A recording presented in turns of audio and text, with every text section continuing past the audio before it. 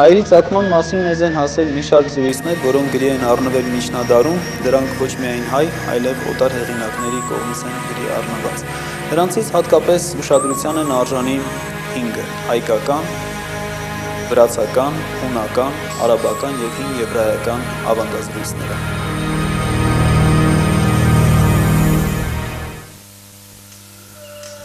Մեզ հասած հայկական ավանդազրույցը առավել ամբողջական գրի է առնվել Մովսես Խորենացու Հայոց պատմության մեջ, ապա այդ մասին առանձին հատվածներ շարադրված են միջնադարյան մեր հեղինակների կողմից, որոնք իմի բերելով ամփոփեց Հայոց նոր պատմագրության հայրը համարվող Միքայել Չամչյանցը 18-րդ դարում։ Ավանդազրույցի ուսումնասիրությունը ցույց է տալիս, որ որոշակիորեն այնտեղ կարելի է ցույց տալ երկու շերտ՝ նախաքրիստոնեական և քրիստոնեական շերտերը։ Նախաքրիստոնեական վաղագույն շերտի համաձայն հայերը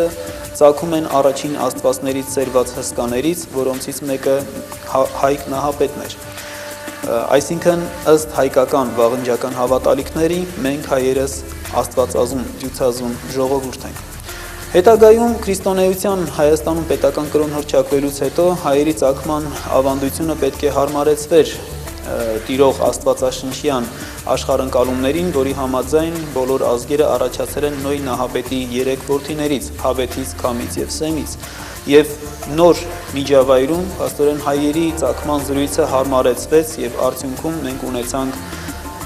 հայերի ծագման վերաբերյալ, կարելի ասել, քրիստոնեական վերաձևված տեսությունը, ըստ որի Հայկ Նահապետը հայերի նախնին աստվածաշնչյան Հավետ Նահապետի ժառանգներից Թորգոմի որդին է։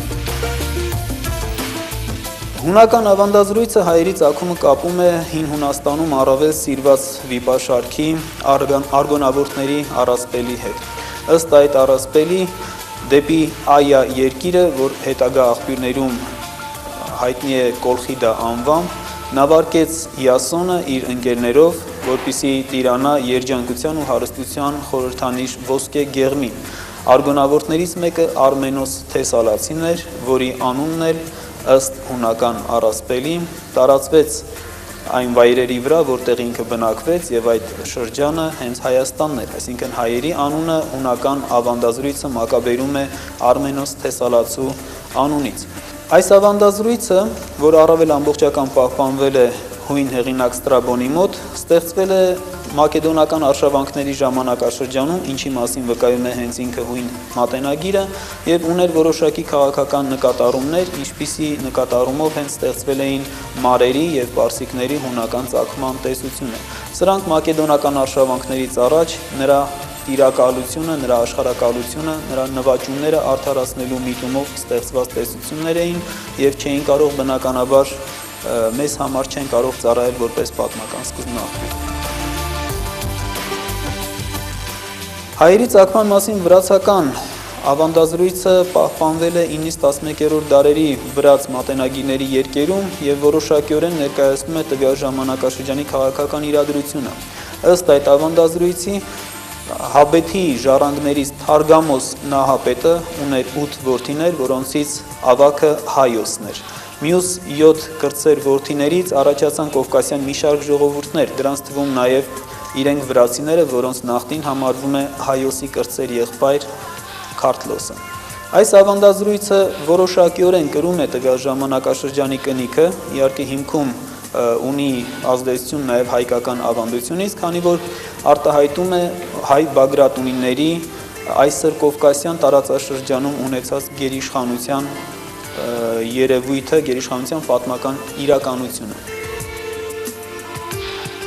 Ուշագրավ ավանդություն է պահպանվել արաբական աղբյուրներում, որը մի շարք սկզբնաղբյուրների խառնուրդ է, որոնցից մի քանիսը նույնիսկ այսօր հնարավոր չէ ճանաչել, գտնել դրանց ակունքը։ Ըստ արաբական աղբյուրի հայերը այստեղ ևս սերում են Հավետ Նահապետից, որը հայտնի է Իաֆիս անունով, և հայերի նախնին Արմինի Նահապետն էր։ Արմինիի եղբոր որդիներից առաջացան վրացիները և աղվանները։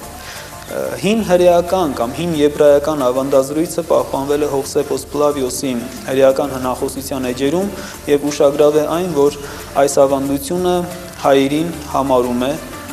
հրեաների ազգակից սեմական ծագում ունեցող Արամի որդի Ուրոսից սերված։ Ուղղակիորեն նշվում է Ուրոսը հաստատեց Հայաստանը։ Թե հատկապես ով է Ուրոսը, գիտության մեջ կան տարակարծություններ։ Մի կարծիքի համաձայն դա Արա Գեղեցիկն է, Արամ Նահապետի որդին, մեկ այլ կարծիք փորձում է դա բացատրել նրա անձը կապել Վանի թագավորության սեպագիր աղբյուրներում հիշվող Ուրսա կամ Ռուսա Էրիմենայի որդու հետ։ Բոլոր այս ավանդազրույցները բավականին հետաքրքիր են հայագիտության համար եւ հատկանշական է, որ հայերին իրենց ազգակից են համարում եւ հույները,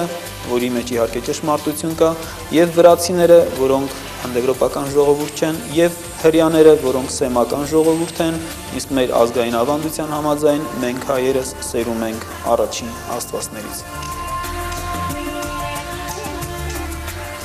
Սկսած 5-րդ դարից պատմագրության մեջ գերիշխում էր Մովսես Խորենացու հայոց պատմության մեջ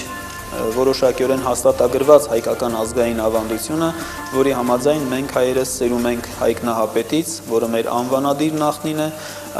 իսկ հայերին տրված օտարների կողմից տրված Արմեն եւ Հայաստանին տրված Արմենիա անունը գալիս է Հայկի ժառանգներից Արամ Նահապետի անունից։ Այս տեսակետը որպես վիճելի ճշմարտություն մնաց մինչև 19-րդ դարի վերջերը եւ անգամ ավելի խորացվելով ընդունվում էր որպես դասագրքային ճշմարտություն։ Նկատի ունեմ ավելի խորացնելով ասելով նկատի ունեմ Միքայել Չամչյանի եւ մի շարք ուրիշ հեղինակների կողմից առաջ քաշված այն դրույթը, որոնք